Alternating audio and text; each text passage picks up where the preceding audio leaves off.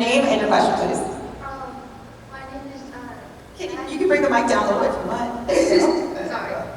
My name is Jazz, and my question is, this is for both of y'all. What was your favorite moment in filming the Harry Potter movies?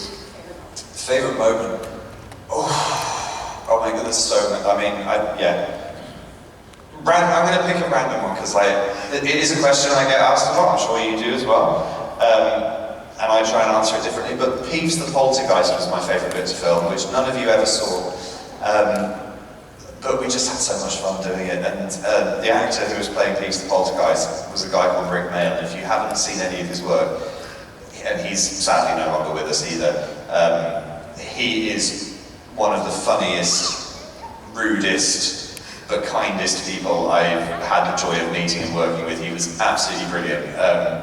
He's just in some of the best British comedy that was made. How old are you? Don't watch it yet. It says lots of words that you don't need to know right now. But he's very, very funny, and he was absolutely the perfect Peeves. And we filmed a whole bit in where Percy's taking the Gryffindors to the common room for the first time in the first movie. We filmed the whole bit where he was like hurling tennis balls and walking sticks and all sorts of stuff at us. But I think, honestly, they cut it because none of us could keep a straight face. Apparently it was because they couldn't afford any more ghosts, but I genuinely think it's because every time he opened his mouth, we all just went. Footage of some of those. Like, is there any behind the scenes, cut footage, deleted scenes stuff? Like, that's what I want to see from those movies, but. So cool that you got. Thank you so much for your question. Wait, we gotta get Josh, make sure you get your answer to that portion of that. What was your favorite moment? Right, a really special moment for me was I'd done the first movie and I don't think they actually gave me a script of Philosopher's Stone to read. I'm pretty sure, I might be wrong, I might have got that really wrong, but anyway, I'd done the first movie and I kind of just felt like a glorified extra. I was like, I remember prior to, I got the part, I was like, and then it was sort of like just stand there in the background, and walk past there. And as I finished the first movie, and I felt not ungrateful. I was a little bit disheartened that there wasn't that much for Goyle to do, and Goyle's part is much bigger in the books. So then when the Chamber of Secrets and the Polyjuice Potion scene came, and then all of a sudden I'm in the girls' bathroom. Oh yeah. And I've got a close-up, and there's only me on set, and Chris Columbus, he's directing me, and only me, like talking in my ear while I've got this close-up. I was like, wow, yeah, that was a special moment, because I was like, now I feel like a real actor. I know, and you guys, it's very meta, because you got to play Hermione also. So, anyway, just interested in you guys did so well with that. You really did. I remember, because we had the Polyjuice Potion bit where I find you guys in the dungeon, and like the way that you and Jamie managed to do Ron and Dan and Rupert doing you, it was brilliant. Yeah. It was and as a kid doing that, like that's a nuanced thing you gotta get into. That's really cool. Well, I mean, we had to put a lot of work into it. Like, there was a lot of prep for that. But it's a lot to ask of like 14-year-olds, and yeah. But you slayed it, you killed it, and it was awesome. Next question, your name? Alright, so my name's Lucky. So my question is, so I actually have one for each of you guys, so I'll try to keep this quick. Josh, what is the most memorable time you had working with Tom Felton? And for you, Chris, what was the most memorable time you had working with the cast of the Weasley family, like Rupert Grant, James and Oliver, them? Well, me and Tom met like a few memorable moments. Some I can tell you about, some I can't. I'm going to tell you one which is actually he wrote about in his book. Which I was really surprised that he put this in his book, to be honest, because it's not something like, if it wasn't in his book, I wouldn't be telling you now. But anyway, we was filming in Oxford, I think it was, and I've always liked weapons and knives and guns and things, and at that time, there was a shop near me where you could buy replica guns, handguns.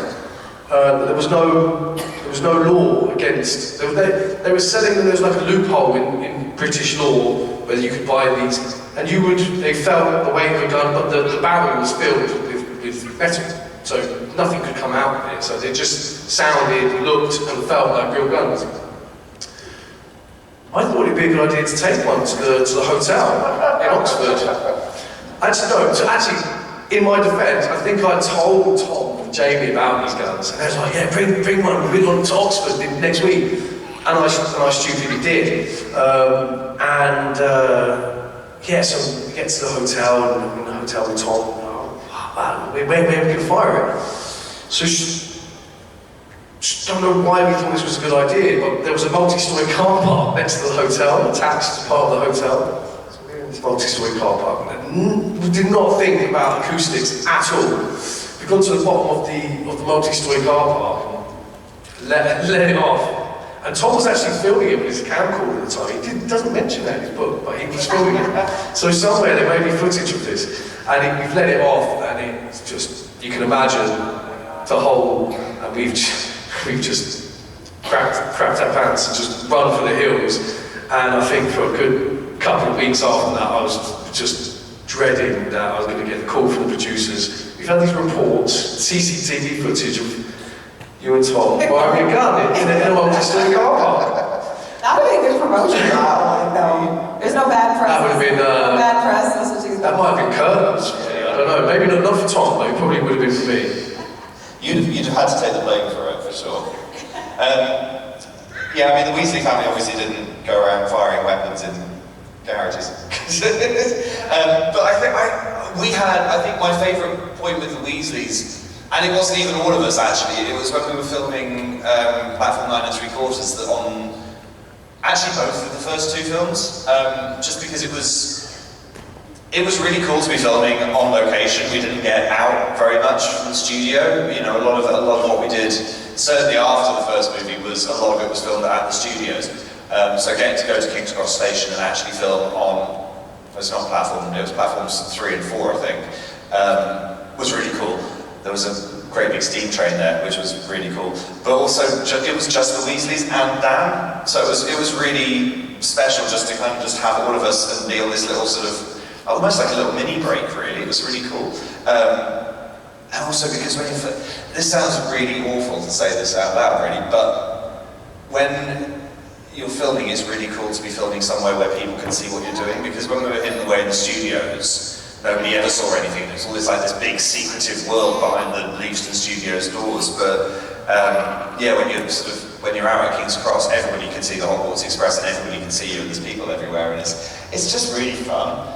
And just getting to run around with owls in cages on luggage trolleys and be the first person to run through the platform was, yeah, pretty cool. Which is why Universal Studios exists, because we all want that same experience. I got to go and it was incredible, so it's just a taste of that. Thank you so much for your question. We have enough for maybe one more question, you guys. I'm so sorry we're getting a little short on time, but go ahead and give your name and your question. We'll see if we get to it, but more than likely one.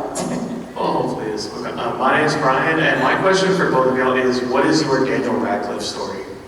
Daniel Radcliffe story. Let's throw him out, let's get a good one. Let's get a juicy one. I've got a great one. So many years ago, he did a play called Equus in London. I think he brought it to Broadway as well, with Richard Griffiths, who played Uncle Vernon. And famously, there's a scene in which he gets totally stark naked and does very strange fantasy things with a fantasy horse in the play.